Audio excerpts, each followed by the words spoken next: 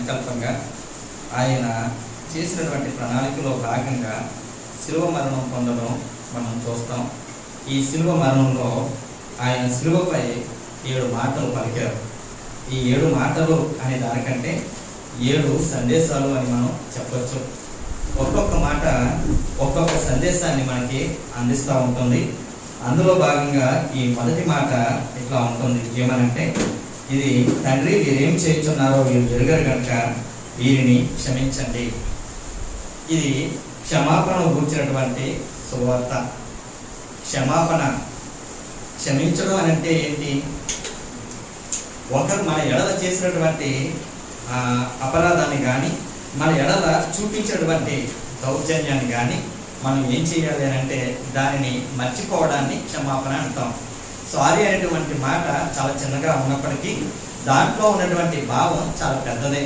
వారు చేసినటువంటి ప్రతిదీ కూడా మనం మరచిపోవడాన్ని ఏమంటాం అనంటే క్షమించడం అని అంటాం.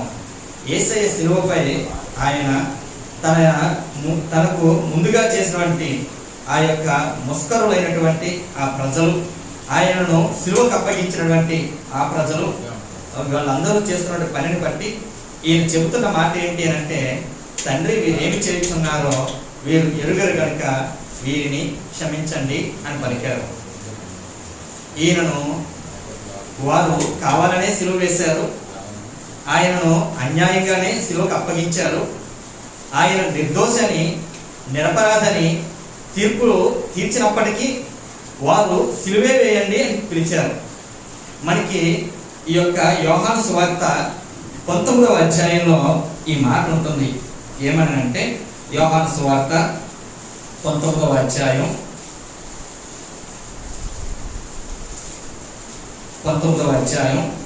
4వ వచనంలో ఇలా కనబడుతూ ఉంటుంది.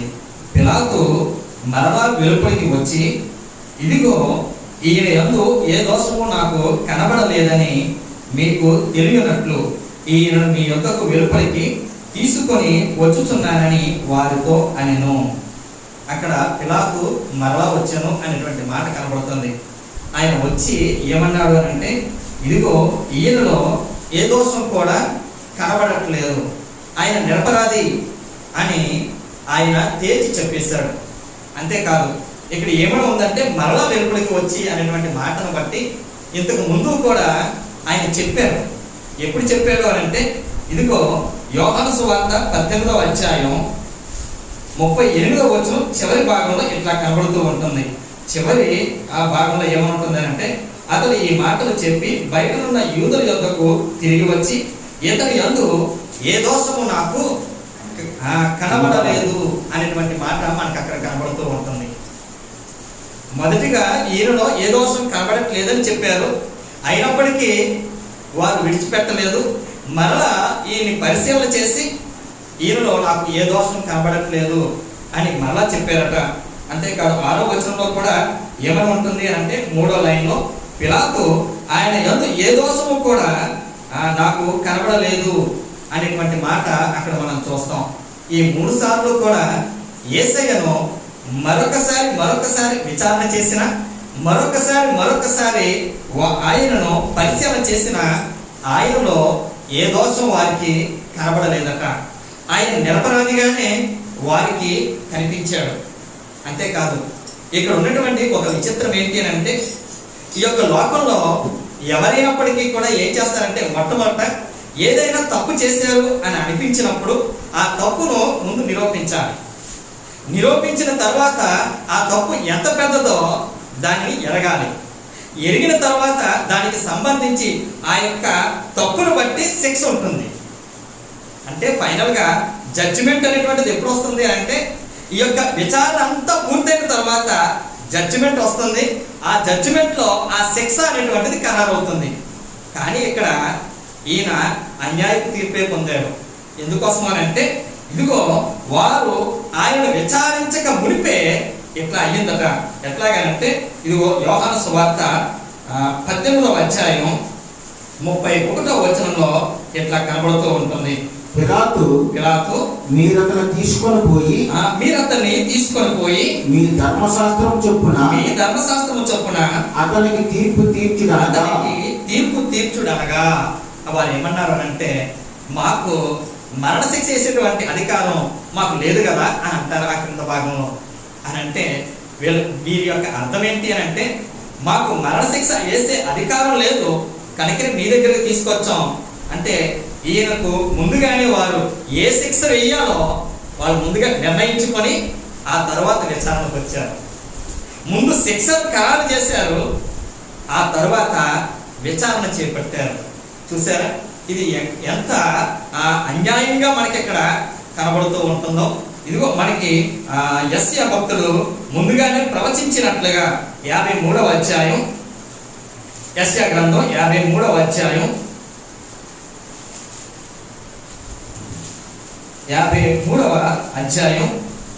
7వ వచనంలో ఇట్లా కనబడుతూ ఉంటుంది.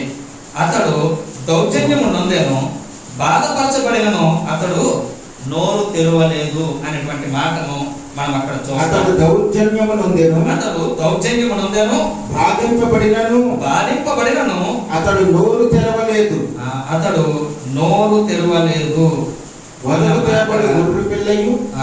అక్కడ ఆ విధంగా మనం చూస్తాం. అంతేకాదు ఆయన చెబుతూ 9వ వచనంలో ఇట్లా అంటాడు, ఏమనంటే, అతడు మరణమైనప్పుడు భక్తిహీనులతో అతనికి సమాధి నియమింపబడెను, ధనవంతుని యొద్ద అతడు ఉంచబడెను, నిశ్చయముగా అతడు అన్యాయం ఏమీ చేయలేదు. ఆయన ముందుగానే లేదు, ఆయన నోట కపటము లేదు, అట్లాగే అన్యాయము చేయలేదు. కానీ అన్యాయపు తీర్పు పొందినట్లుగా మనకు అక్కడ కనబడుతూ ఉంటుంది. ఆయన నిరపరాధే కానీ అక్కడ వారు ఆయన్ని అపరాధిగా మార్చారట. అట్లా మార్చడానికి వారు ఏం చేశారంటే, ముందుగానే వారు మయోపాయం చేసినట్లుగా మత్తయి సువార్త 26వ అధ్యాయం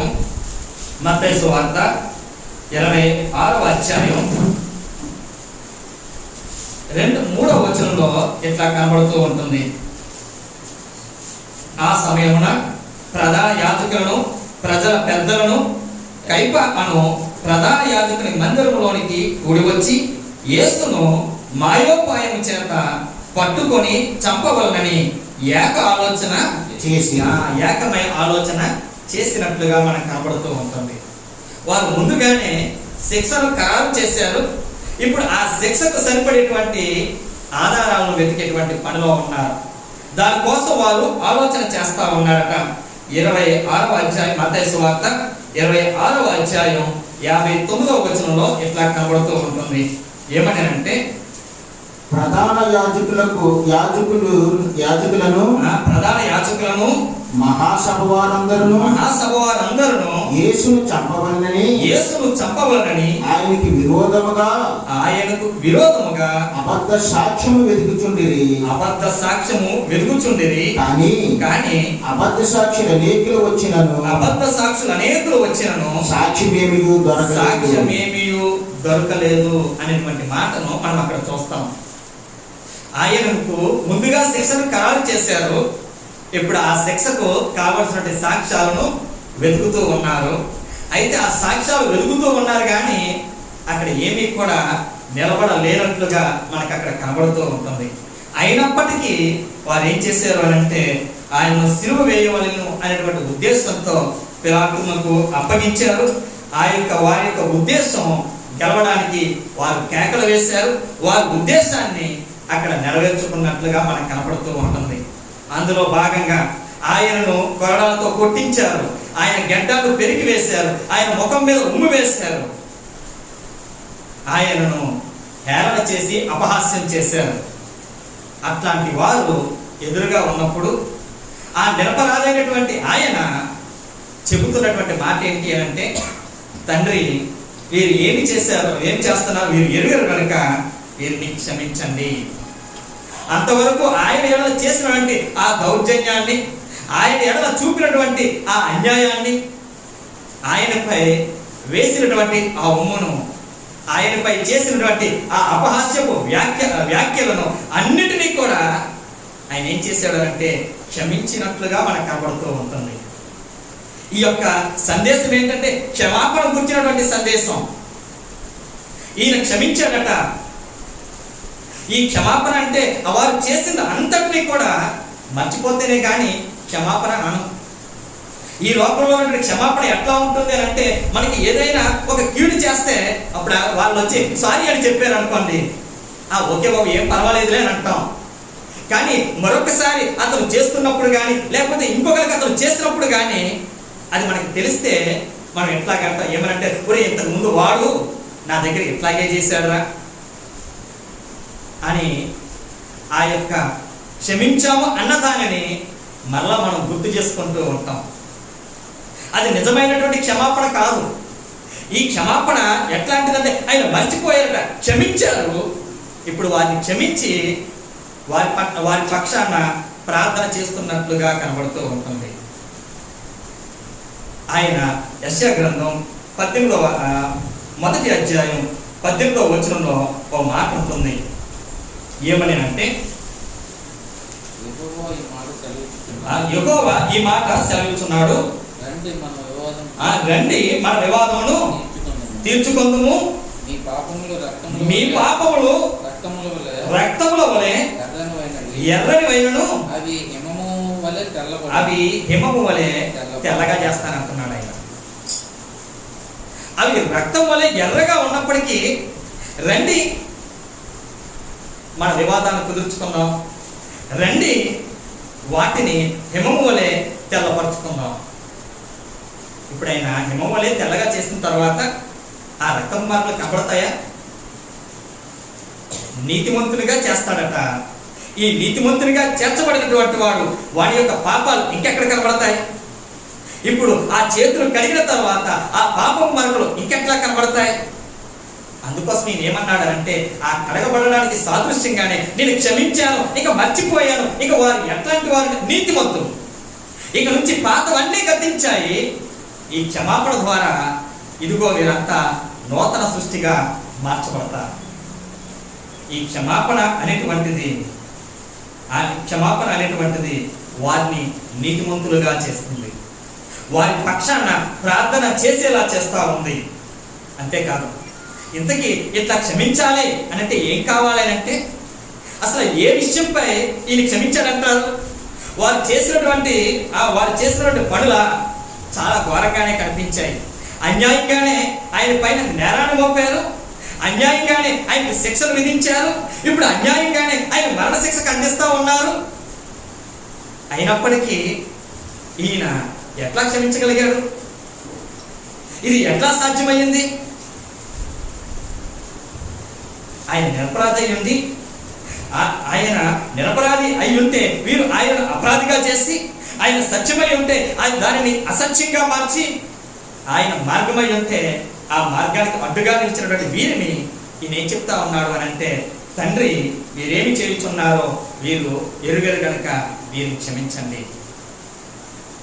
ఈ క్షమాపణ మనల్ని పాపం నుంచి విడుదల చేస్తూ ఉంది. ఈ క్షమాపణ మనల్ని పరిశుద్ధులుగా తీరుస్తూ ఉంది. ఈ క్షమాపణ మనకి పరలోక భాగ్యాన్ని ఇస్తూ ఉంది.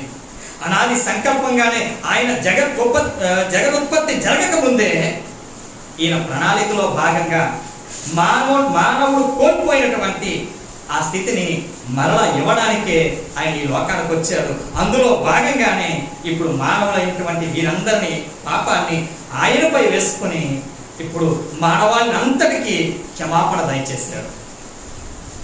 మానవాళంతటికీ ఆయన క్షమాపణ దయచేశాడు. అంతేకాదు, ఆయన ఈ క్షమాపణ దయచేయడానికి మూల కారణం ఏంటి అంటే ప్రేమ. ఆయన లోకమును ఎంతో ప్రేమించాడట. ఎంత ప్రేమించాడు అని అంటే, తన ప్రాణాన్ని ఈ లోకం కొరకు, లేక ఈ లోకంలో ఉన్న తన వారి కొరకు, ఈ సమస్త మానవాళి కొరకు ఆయన అర్పించేంతగా, ఆయన ప్రాణం కంటే మిన్నగా మనల్ని ప్రేమించాడు. ఆ ప్రాణాన్ని ఇస్తూనే మనతో ఏమన్నాడనంటే, తండ్రి వీరేమి చేయుచున్నారో వీరు ఎరుగరు గనక వీరిని క్షమించండి. ఈ క్షమాపణ రావాలి అంటే ముందు మనలో ఏముండాలో తెలుసా? సహించుకునే తత్వం ఉండాలట. ఎఫెసీయులకు రాసినటువంటి పత్రిక 4వ అధ్యాయం 2వ వచనంలో ఇట్లా కనబడుతూ ఉంటుంది. ఎఫెసీయులకు రాసినటువంటి పత్రిక 4వ అధ్యాయం 2వ వచనం.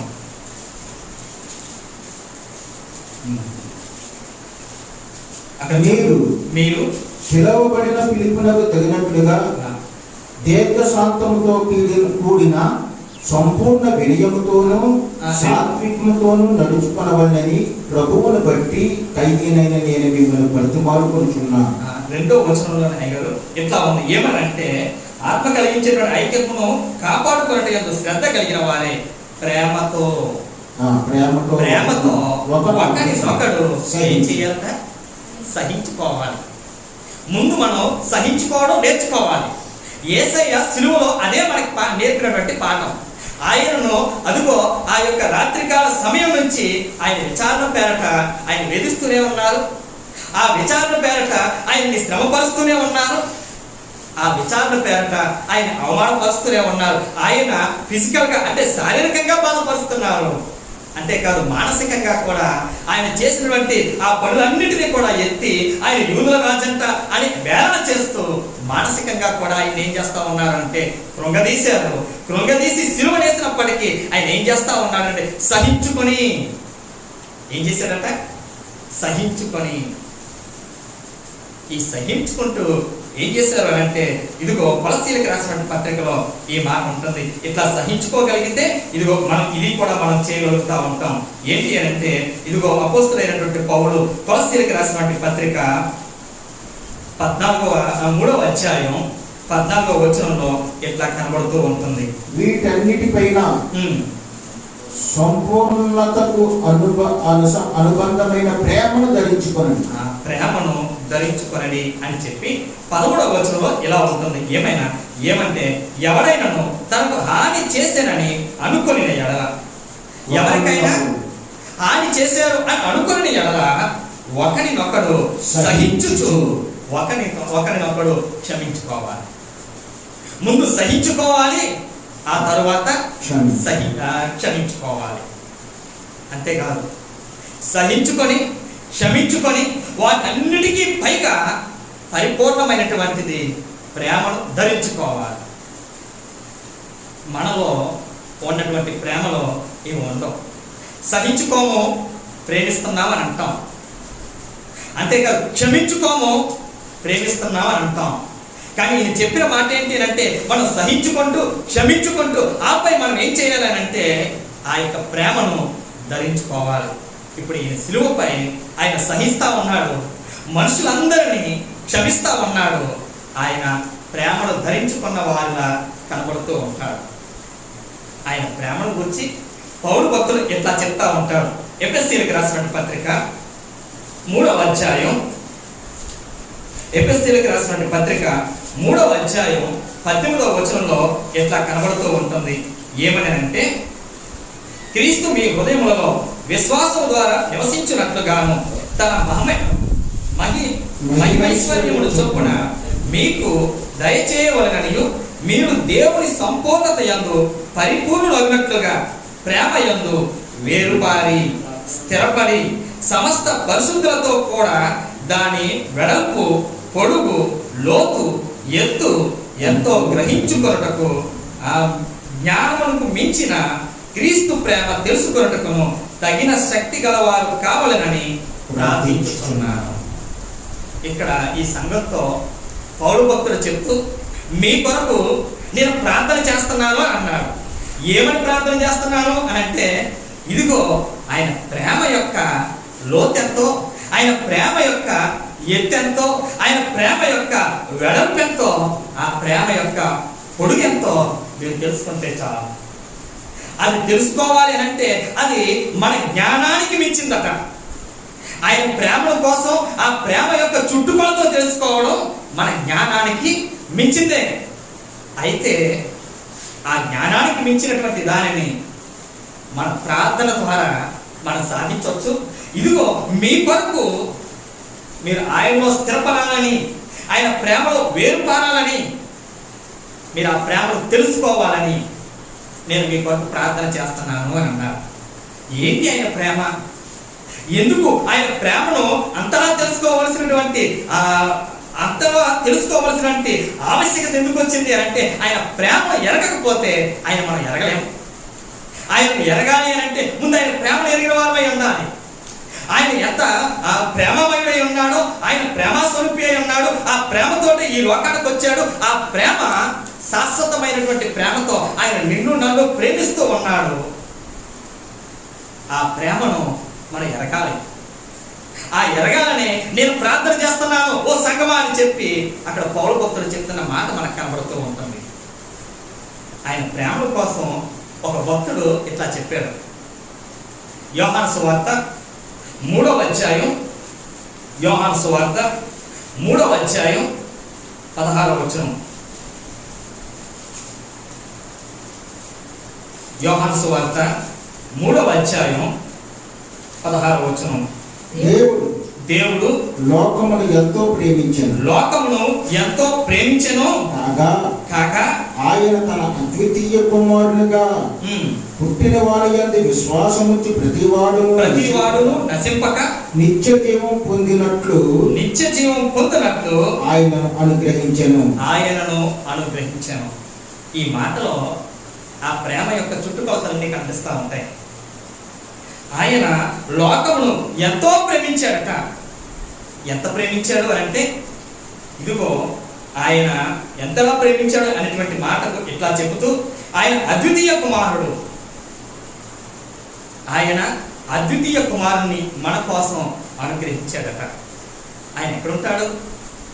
ఫిలిప్పీలకు రాసినటువంటి పత్రికలో, ఫిలిప్పీలకు రాసినటువంటి పత్రిక 2వ అధ్యాయం, ఫిలిప్పీలకు రాసినటువంటి పత్రిక 2వ అధ్యాయం 6వ వచనం. ఆయన దేవుని స్వరూపము కలిగిన వాడై ఉండి దేవునితో సమానముగా ఉండుట విడిచిపెట్టకూడని బాధ్యమని ఎంచుకొనలేదు గాని మనుష్యుల పోలికగా పుట్టి దాసుని స్వరూపమును ధరించుకొని తన్ను తానే రుక్తినిగా చేసుకొనెను. చాలండి. ఇక్కడ ఆయనతో సమాన వారసుడైన, సమానం ఆ పరలోక రాజ్యంలో ఆయనతో పాటుగా ఉన్నటువంటి ఆయన ఇప్పుడు అద్వితీయ కుమారుణ్ణి దేవుడు ఏం చేశాడు అని అంటే ఈ లోకానికి పంపించాడట. ఈయన ప్రేమ యొక్క ఎత్తు ఎంత అంటే, ఆ పరలోక రాజ్యం అంత ఎత్తు. ఆ పరలోకంలో ఉన్నటువంటి తన కుమారుని కూడా క్రిందకి తెచ్చేంత ప్రేమ ఆయన పొందట. ఆయన ప్రేమ ఎంత అంటే, ఈయన ప్రేమ పరలోక రాజ్యంలో తన కుమారుని పట్టి ఈ లోకానికి తెచ్చింది. ఇప్పుడు ఆయన ప్రేమ ఎత్తు ఎంత అంటే, పరలోకానికి భూలోకానికి ఎంత ఎత్తు అయితే ఉందో అంత ఎత్తు ఉందట ఆయన ప్రేమ. ఈ ప్రేమ మన జ్ఞానానికి మించింది. ఆ రాజ్యం ఎట్లా ఉందో, ఎక్కడ ఉందో అది మన ఊహకందనటువంటిది. అది మన మధ్యనే ఉన్నప్పటికీ దాన్ని గ్రహించలేనటువంటి వాళ్ళం. అయితే దాని యొక్క ఎత్తెంతో అంత ప్రేమ ఉంది అని చెప్తా ఉన్నాడు. అంతేకాదు, మళ్ళా యోహాను సువార్త 16వ అధ్యాయం, మొదటి అధ్యాయం 16వ వచనంలో తర్వాత భాగంలో ఇట్లా ఉంటుంది. ఏమనంటే, అద్వితీయ కుమారుని యందు పుట్టిన వాడి యందు విశ్వాసముంచి వాడు అనేటువంటి మాట మనకి కనబడుతూ ఉంటుంది. తన యందు విశ్వాసం ఉంచేటువంటి వాడు ఎవడైనా కానివ్వండి, వాళ్ళు ఎంతమంది అయినా కానివ్వండి, ఈ లోకమంతా కానివ్వండి, ఎంతమంది అయినప్పటికీ కూడా ఆయన ఏం చేస్తాడనంటే ఆయన చేర్చుకుంటాడట. ఆయన ప్రేమ దాని యొక్క వెడల్పు ఎంత అంటే, ఈ లోకమంతా ఆ ప్రేమలో వేసినప్పటికీ దాని వెడల్పును మనం పోడ్చలేమట. ఆయన వెడల్పు, ఆయన ప్రేమ యొక్క వెడల్పు ఈ లోకం, ఈ ప్రపంచ మానవులందరూ కూడా మారు మనసు పొంది ఆయన అంగీకరిస్తే వారందరికీ కూడా ప్రేమను చూపించగలరట. అంత వెడల్పు ఆయన ప్రేమ. ఆయన ప్రేమ ఎత్తేమో పరలోకమంత ఎత్తు, ఆయన ప్రేమ వెడల్పేమో ఇదిగో ఈ భూలోకం ఆ పరలోకం ఎంతైతే ఉందో అంతా మధ్యలో వేసినప్పటికీ దాని వెడల్పును మనం కొలవలేము. అంత వెడల్పైంది ఆయన ప్రేమ. అంతేకాదు ఆయన ప్రేమ లోతెంతానంటే అదిగో ఆ క్రింద మాట ఎట్లా ఉంటుంది, ఏమనంటే పుట్టిన వాడి యందు విశ్వాసం ఉంచు ప్రతివాడు అనేటువంటి మాట లోకంలో సమస్తం, లేకపోతే లోకంలో ప్రతి ఒక్కరూ ఆయనను అంగీకరిస్తే చేర్చుకోగలిగినంత ప్రేమమయుడు ఆయన. అంత ప్రేమ ఆయన, అది ఆయన వెడల్పైతే ఇక్కడ కనబడుతుంది. ఏమనంటే నిత్య జీవం పొందినట్లు ఆయన అనుగ్రహించాను. ఆ విశ్వాసం నుంచి ప్రతివాడు నశింపక, ఏంటంటే నశింపక. నాశనం కోపమని దేన్ని అంటాం మనం? నశించిపోయేవారు ఎక్కడికి వెళ్తారు? నరకానికి వెళ్తారు. ఇప్పుడు ఈయన ప్రేమ లోతెంతానంటే ఇదిగో ఆ నరకపు అంచుల్లోనికి నువ్వు వెళ్ళిపోతున్నా ఆయన ప్రేమ ఏం చేస్తుందో తెలుసా? అక్కడికి కూడా చేరగలదట. ఆయన ప్రేమ యొక్క ఆ ప్రేమ యొక్క లోతు ఎత్తు, ఆయన ప్రేమ యొక్క వెడల్పు మనకు అర్థం కాదు. కానీ ఆయన ప్రేమ ఎత్తు ఎంత అంటే పరలోక రాజ్యం అంత ఎత్తు. ఆయన ప్రేమ యొక్క వెడల్పు ఎంతంటే ఈ సమస్త మానవాళి కూడా ఆయన అంగీకరిస్తే పరలోక రాజ్యం చేర్చుకోగలిగినంత వెడల్పు. ఆయన ప్రేమ యొక్క లోతు ఎంత అంటే ఇదిగో మన నాశన కోపానికి పరిగెడుతూ ఉండి దాని అంచుల్లో ఉన్నప్పటికీ, అది ఎంత దూరమైనప్పటికీ అంత దూరం రాగలిగేటువంటి ప్రేమ ఆయన ప్రేమ. అంతేకాదు ఆయన ప్రేమ పొడవు ఎంత అంటారేమో, ఆయన ప్రేమ పొడవు నిత్య జీవం అనుగ్రహించారు. అక్కడ ఉంటుంది కదా, ఏమనంటే నశింపక నిత్య జీవం పొందినట్లు ఆయనను అనుగ్రహించారు. నిత్య జీవం దానికి అంతం లేదు. ఆయన ప్రేమ యొక్క పొడుగు మనం కొలవలేము. అది నిత్యము ఉండేది, కొంతకాలం ఉండి ఆగిపోయేది కాదు. ఆ నిత్యత్వం ఎంతకాలం అయితే ఉంటుందో ఆ ప్రేమ అంతకాలం ఉందట. అందుకోసమే ఆ భక్తుడు ఎట్లా చెప్పాడు, ఏమనంటే దేవుని యొక్క ప్రేమ, దాని యొక్క పొడుగు, దాని యొక్క వెడల్పు, దాని యొక్క ఎత్తు, దాని యొక్క లోతు ఎంతో మీరు తెలుసుకోవాలని, ఆ యొక్క జ్ఞానానికి మించినటువంటి ఆ ప్రేమ యొక్క కొలతలు మీరు తెలుసుకోవాలని నేను ప్రార్థన చేస్తున్నాను అని అన్నాడు. ఆ ప్రేమని గురించినటువంటి అవగాహన మనకు వస్తే, ఆ ప్రేమ యొక్క ఆ చుట్టుకొలతలు మనకి తెలిస్తే, అయ్యో ఎంత ప్రేమమయుడిని మనం ఎట్లా విడిచిపెట్టుకోగలుగుతాం? అంత ప్రేమమయుడు కనుకనే ఆయన నిరపరాధైనప్పటికీ, ఆయన అసత్యంగా చేయబడినప్పటికీ, ఆయన మార్గాలకు అడ్డు తగులుతున్నప్పటికీ ఆయన ప్రేమతో ఏం చేస్తా ఉన్నాడనంటే, తండ్రి వీరు ఏమి చేయుచున్నారో వీరు ఎరుగరు గనక వీరిని క్షమించండి. వీరికి క్షమాపణ ఎందుకు అని అంటే, ఇదిగో ఒకప్పుడు అవ్వ ఆదాముల ద్వారా ఆయన తన పోలికలో తన యొక్క వారిని చేసుకున్నాడు. ఆయన పోలికను మనం పోగొట్టుకున్నాం. ఆయన పోలికను పోగొట్టుకోవడం మాత్రమే కాదు, ఆయన స్వారూప్యాన్ని మనం పోగొట్టుకున్నాం. ఆయన సహవాసాన్ని మనం పోగొట్టుకున్నాం. ఆయన తోడును, ఆయన సన్నిధిని మనం పోగొట్టుకున్నాం. అంతేకాదు పరలోక భాగ్యాన్ని మనం పోగొట్టుకున్నాం. ఇప్పుడు మనం ఎట్లా ఉన్నామనంటే, నశించిపోయే వారముగా ఉంటే, నశించిపోతున్న తన ప్రజలను వెనక్కి రక్షించడానికి ఆయన ఈ లోకానికి వచ్చాడు. అంత ప్రేమతో వచ్చాడు. ఇప్పుడు ఏం చేస్తా ఉన్నాడనంటే, వారిని రక్షించడానికి వారిపై పడినటువంటి శిక్షను ఈయనపై ఒప్పుకొని ఆ తెగిపోయినటువంటి బంధాన్ని, అడ్డుగా ఉన్నటువంటి ఆ తెరను ఆయన శిలువ యాగం ద్వారా, ఆయన శిలువ రక్తం ద్వారా మనకి దేవునికి సంధి చేసి, అందులో భాగంగా మన అందరినీ ఆయన ఏం చేస్తున్నాడంటే, నేను క్షమిస్తున్నానని చెప్పారు. ఇది ఆనాటి ప్రజలకు అర్థం కాలేదు. నేటి తరానికి కూడా ఈ మాట అర్థం కావట్లేదు. ఆయన క్షమించడానికే ఈ లోకానికి వచ్చాడు. ఆయన క్షమించి మరలా మనకి ఆ పరలోక భాగ్యాన్ని, మరలా మనకి ఆయనతో సహవాసాన్ని, మరలా ఆయనకు మనకు ఆయన పోలికలో ఇవ్వడానికి, మాదిరిని చూపి ఆయన వెళ్ళడానికే వచ్చాడు. ఇప్పుడు వారందరికీ ఏం చేస్తున్నారంటే, పాప క్షమాపణ లేకుండా ఆ నిత్యత్వాన్ని మనం పొందుకోలేము. ఇప్పుడు ఆయన ఏం చేశాడు అంటే, ఆ క్షమాపణను ఆ శిలువ మరణం ద్వారా మనకు అందరికీ అనుగ్రహించినట్లుగా కనబడుతుంది. ఆయన మన అందరినీ క్షమించాడు. మన అందరి కొరకు ఆయన క్షమాపణను తీసుకుని వచ్చాడు. ఆయన అంటున్నాడు కదా, ఇదిగో క్షమించిన తర్వాత, ఇదిగో మీ పాపాలు ఎట్లా చేశారు అంటే, తూర్పుకు పరమడి ఎంత దూరం, ఆ దూరాన్ని కొలిస్తే కొలండి నీ నా పాపాలను అంత దూరపరిచాడట. 103వ దావీదు కీర్తన 103వ దావీదు కీర్తన 12వ వచనం.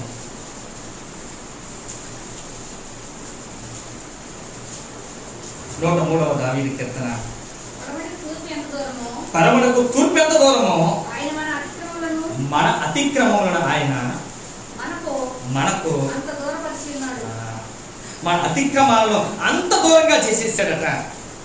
ఆయన మరలా జ్ఞాపకం చేసుకోవడానికి కాదు.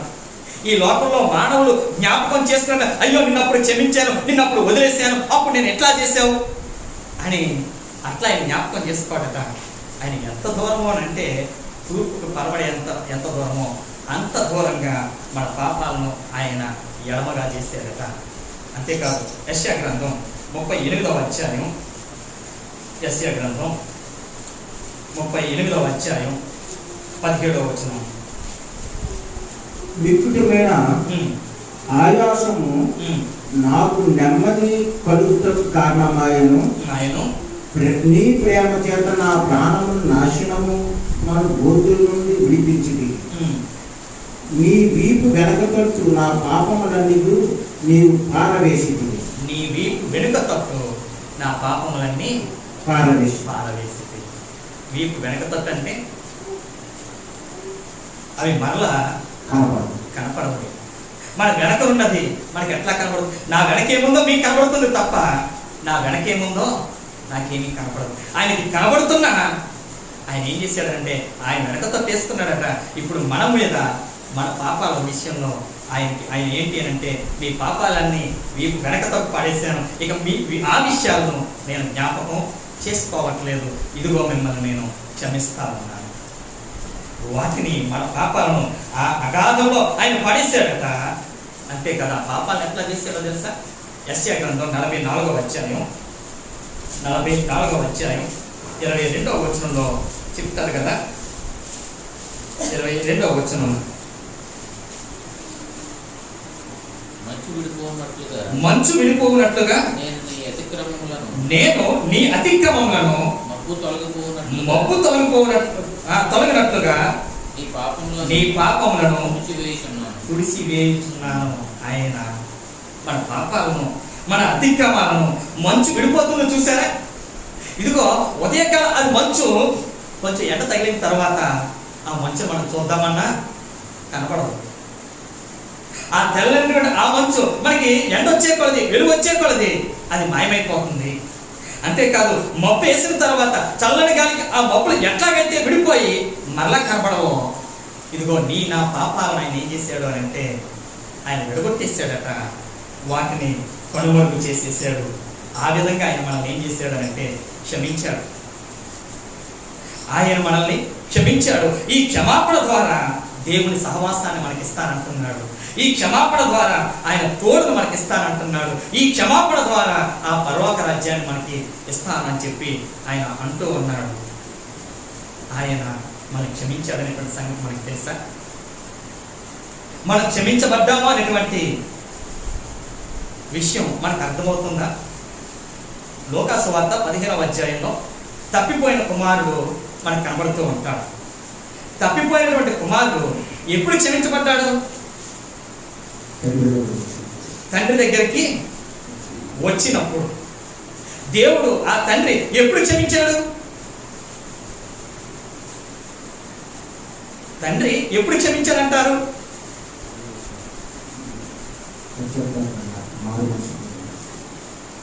మనం ఇట్లా అనవచ్చు ఎట్లాగంటే ఆ తండ్రి బయటే ఉన్నాడట, ఆ కుమారుడి కోసం ఎదురు చూస్తూ ఉన్నాడట.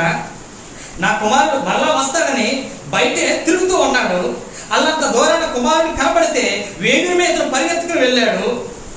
అంటే అప్పటికి ఇంకా అతను ఒప్పుకోలేదు. కానీ తండ్రి తన మనసులో ఎప్పుడో క్షమించేశాడు. అతను వెళ్ళిన వెంటనే అయ్యో పాపలో వాడు వెళ్ళిపోయాడే, వాడికి తెలియదే, మళ్ళా వస్తాడులే అని అప్పుడే క్షమించేశాడట ఆయన. కానీ అది ఎప్పుడు పొందుకున్నాడు అని అంటే ఆ కుమారుడు ఆయన దగ్గరికి వచ్చినప్పుడు. యేసయ్య మన కోసం మన పాప క్షమాపణ ఎప్పుడో చేశాడు, కానీ ఇది ఎప్పుడు అర్థమవుతుంది అని అంటే ఆయన దగ్గరికి మనం వచ్చినప్పుడు, మనం మారు మనసు పొందినప్పుడు, మన పాపాలను మనం ఒప్పుకున్నప్పుడు మనం ఏమవుతామనంటే క్షమించబడ్డామనేటువంటి నిశ్చయితకు వస్తాం. కానీ ఆయన ఎప్పుడో 2000 సంవత్సరాల క్రితమే ఇదిగో గత పాపం భవిష్యత్తు, ఆయన భవిష్యత్తు వర్తమాన పాపాల కొరకు ఆయన సిలువ వేయబడి ఆయన చెల్లించవలసినటువంటి క్రయధనాన్ని ఆయన ఎప్పుడో చెల్లించేశాడు. ఇప్పుడు అర్థం కావాల్సింది ఏంటి అంటే నేను ఎప్పుడో ఆయన సన్నిధిలో క్షమించబడ్డాను. ఇప్పుడు ఏంటి అంటే నేను వెళ్ళడమే లేదు, నేను ఆయన చేరుకోవడమే లేదు. ఆ కుమారుడికి వెళ్ళిన తర్వాత అర్థమైంది.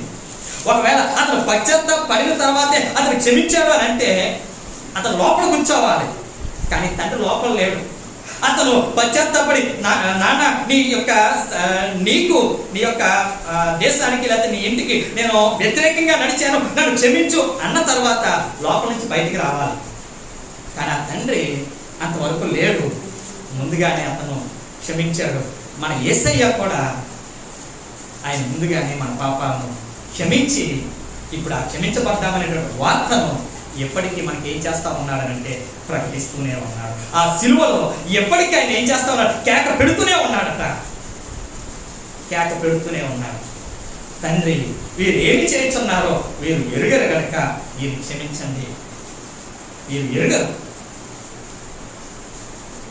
అయితే మనం క్షమించబడ్డాం అనేటువంటి నిశ్చయత, ఆ మారు మనసు, ఆ పశ్చాత్తాపం మనలోకి వస్తే ఆ క్షమాపణ మనం పొందుకోగలుగుతాం. లేకపోతే ఆయన దృష్టిలో మనం క్షమించబడ్డాం, కానీ ఇంకా నీ దృష్టిలో ఇంకా ఎట్లా ఉంటావనంటే అపరాధిగానే నువ్వు మిగిలిపోతావు. ఆయన మనకు ఎట్లా ఉన్నాడో తెలుసా, ఉత్తరవాదిగా ఉన్నాడు. మొదటి యోహాను పత్రిక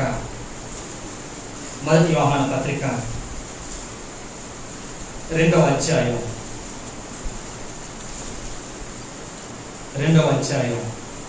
మొదటి వచనంలో ఎట్లా ఉంటుంది, మీరు పాపం చేయకుండాకై ఈ సంగతులను మీకు రాయించున్నాను. ఎవరైనాను పాపం చేసిన యెడల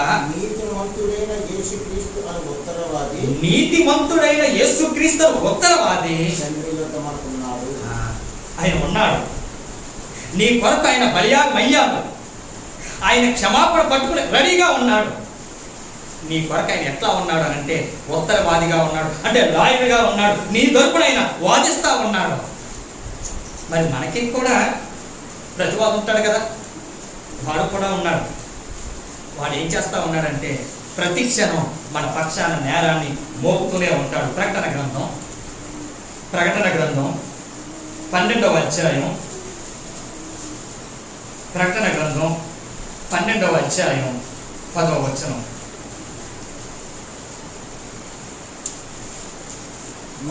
మరియు ఒక గొప్ప స్వరము పరలోకమందు ఏలాగు చెప్పుతూ వింటిని, రాత్రింబగళ్ళు మన దేవుని యొక్క మన సహోదరుల మీద నేరం మోపువాడైన అపవాది పడదోయబడి ఉన్నాడు.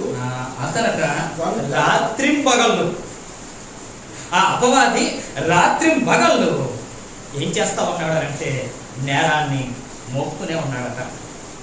ఆయన రాత్రింబగళ్ళు నేరాన్ని మోపుతూ ఉంటే ఈయన కూడా రాత్రింబగళ్ళు మన కొరకు విజ్ఞాపన చేస్తూనే ఉన్నాడు, మన పక్షాన